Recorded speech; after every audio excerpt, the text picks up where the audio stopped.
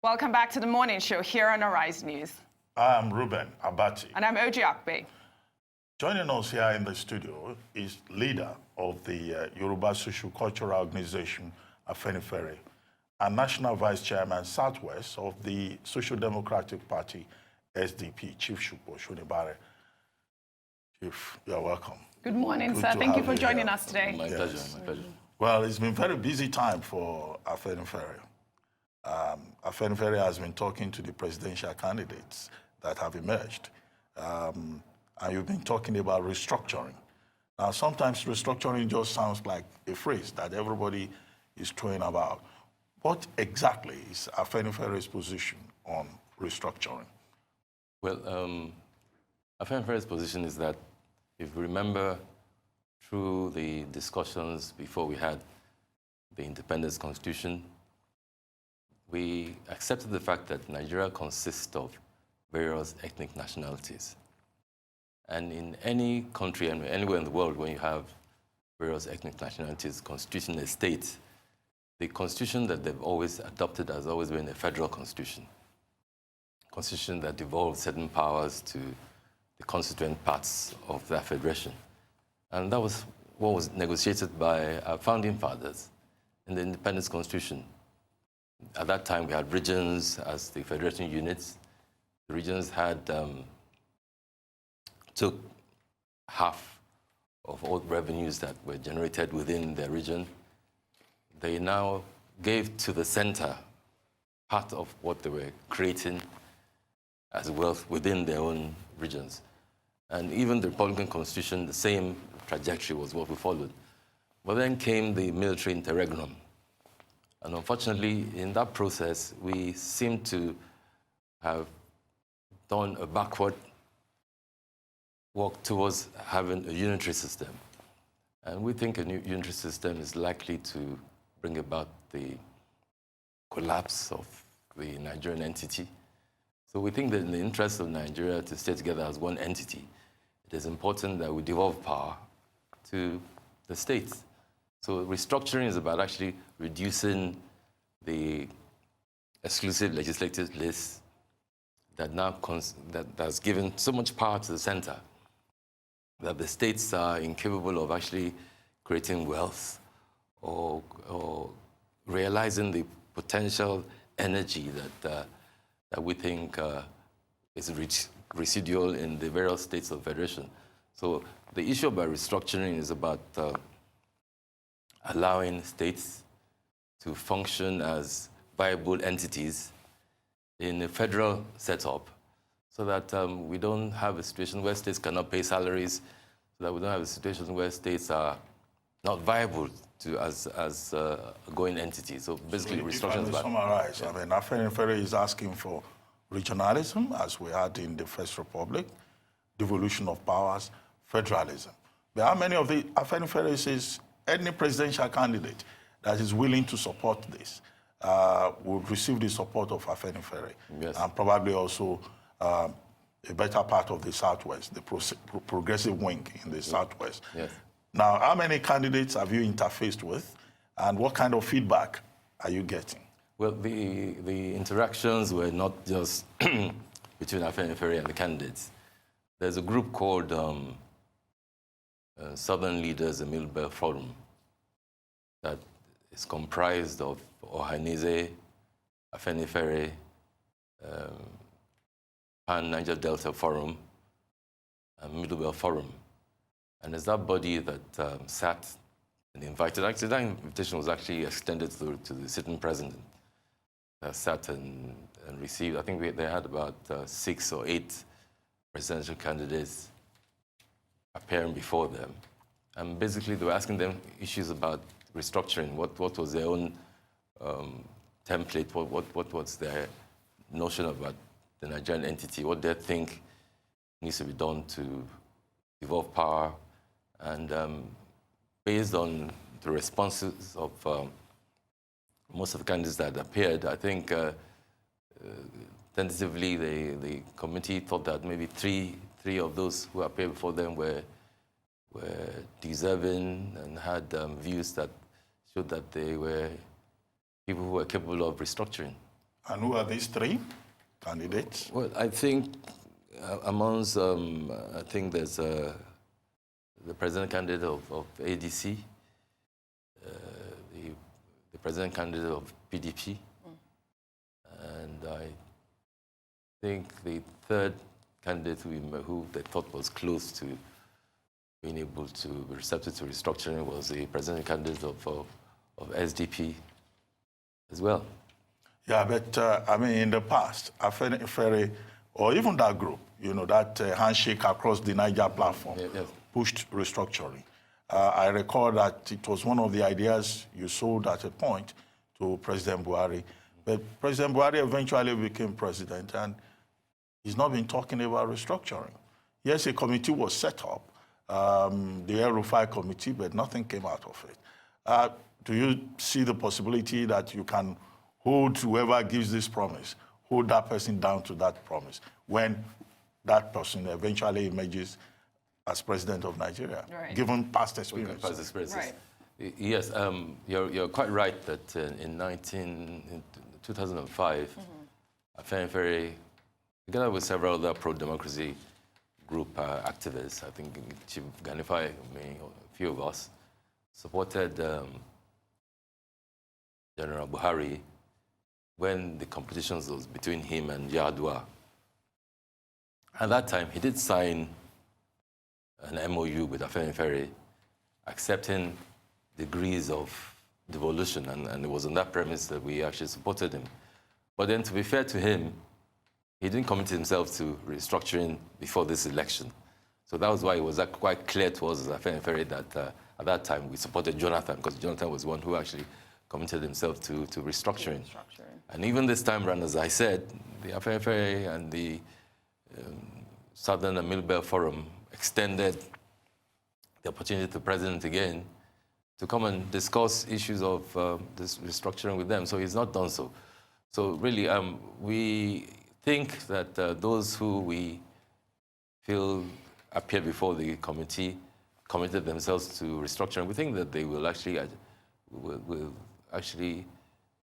leave to their undertaking, to what they had undertaken to do.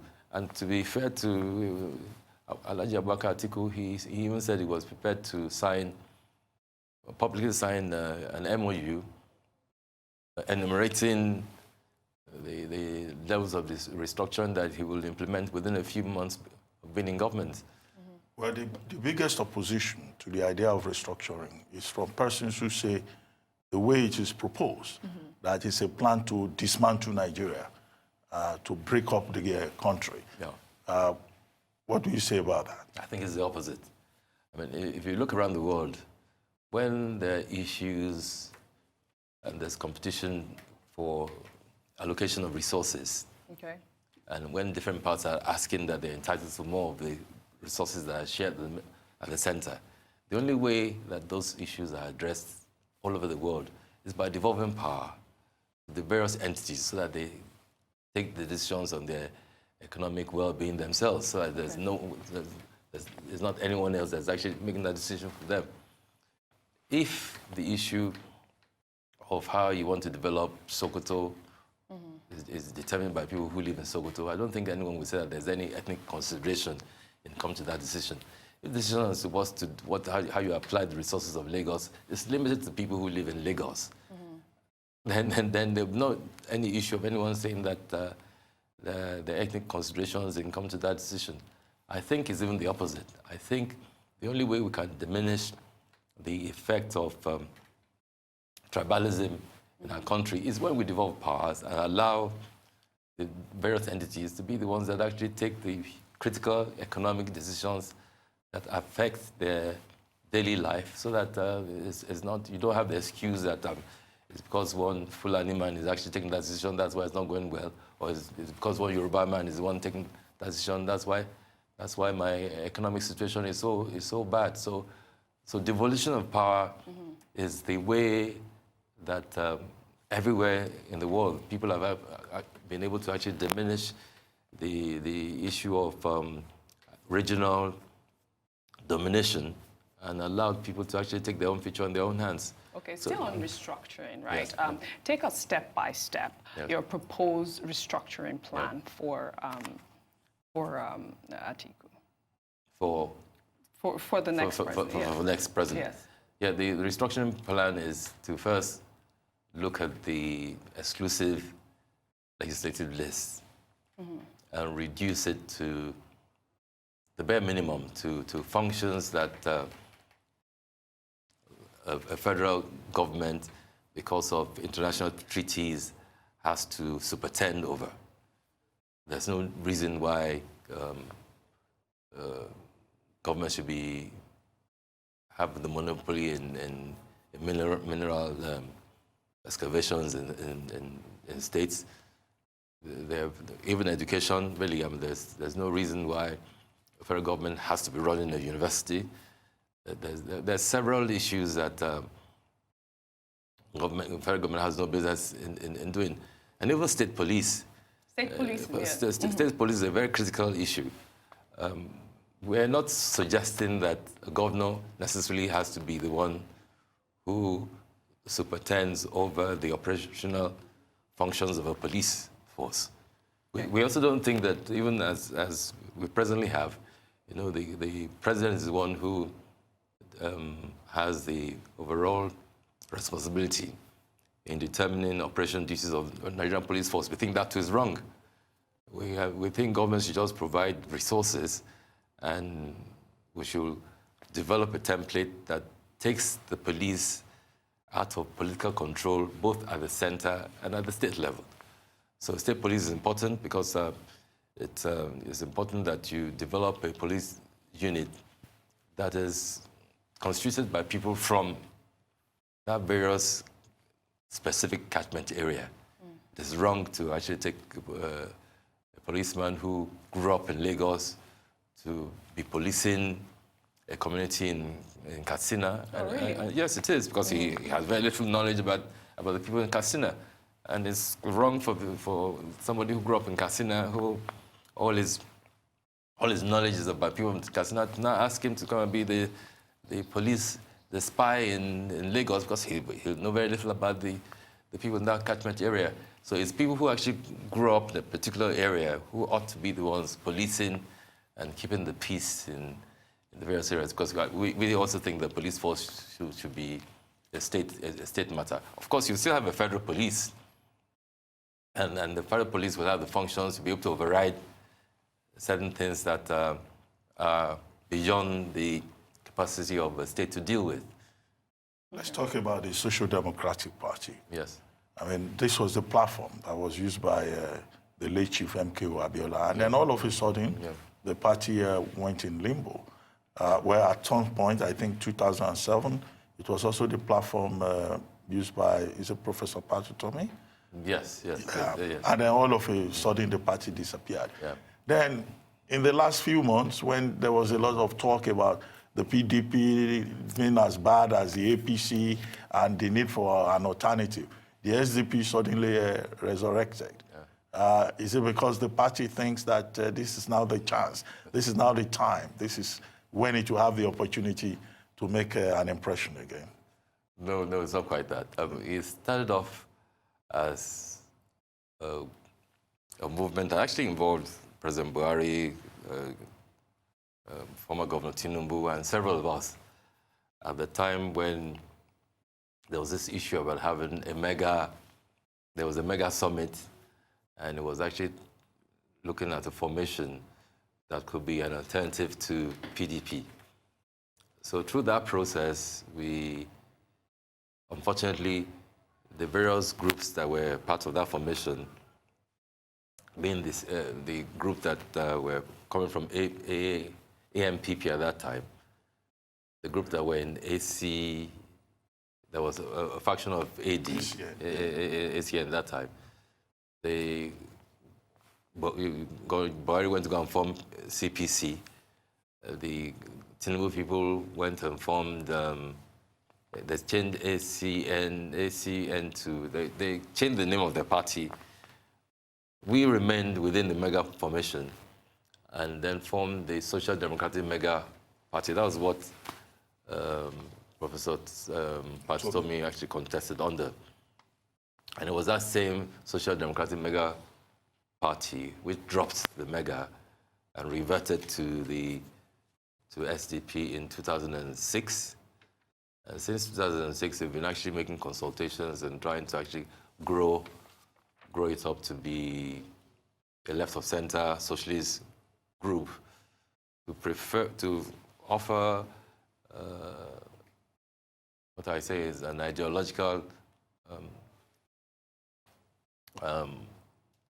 alternative to the Nigerian policy. So, Well, it's not opportunistic. It was a gradual thing that's been on for quite a while. I see that former governor of Cross River State, Donald Duke, is your presidential candidate. Yes, he emerged. That has also caused some friction within the party.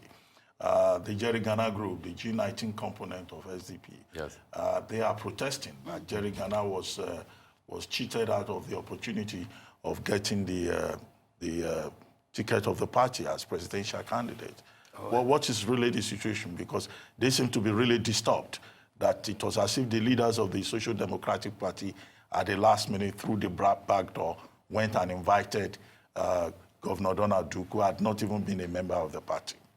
Yes, I think we're dealing with that issue as well as we can. Unfortunately, as you've observed yourself, the process in putting together SDP and reinventing it is a process that has allowed several people to actually come and be part of it. So there was no time scale that we put in place that anyone needed to have been part of the party before they're eligible to contest an election. The working committee waived that time limit. There was not any intentional act to deny Professor Jerry Ghana, a fairly well-accomplished Nigerian. There was no plan to how actually... How is the SDP different from the APC? I give another example. Yes. Apart from the process of choosing the presidential candidate of the party. In Ogun State, I mean, SDP, has been very vibrant there. Yeah. But when it came to the gubernatorial primaries, I mean, some of the key members who were interested in that position, they wrote letters of protest, they petitioned the party, and they walked away in anger. And one of the lines in the petition is that, look, how is SDP different from PDP or APC if the party cannot even conduct proper primaries? Well, in Ogun State, a fairly interesting state you've cited. In Ogun State, SDP conducted direct primaries. Most of those who came to join SDP asked for the membership list to be revalidated, which meant that you had to update the membership list. And all the aspirants were given the opportunity to have agents at each of the polling units representing them. And there was a directive, because that is actually within the Southwest zone which I superintend. And there was a directive that in any voting area where the agent of the contestant does not attest to the results, that the results of that area would not be accepted. So we did all we could to actually make it as free and fair as possible. But then the process, because really a party with limited resources was not going to be an INEC for an entire state, it was difficult for us to have the kind of integrity that we would have wished for such a process within the very limited period that we had. And I'm not sure that several aspirants walked out of SDP in Ogun State. As far as I know, I think there's only one aspirant who has actually gone to join another political party. And even that, I don't know as a fact. I mean, people just say that. Most of those who have contested have said that they'll stay in SDP because they see it as the only alternative for change on a long-term basis. And most of those who have contested in Ogun are still part of SDP. As far as I know, only one person appeared to have moved to another political party. Well, thank you very much, thank you. Chief Shonibare, for coming to the morning show. Thank you for having me. Thank you for your insights. Thank you. Thank you for joining us today. Thank you. That's all from Supo Shonibare. Up next, Mary Ikoku will be joining us from our Abuja studios. Do stay with us.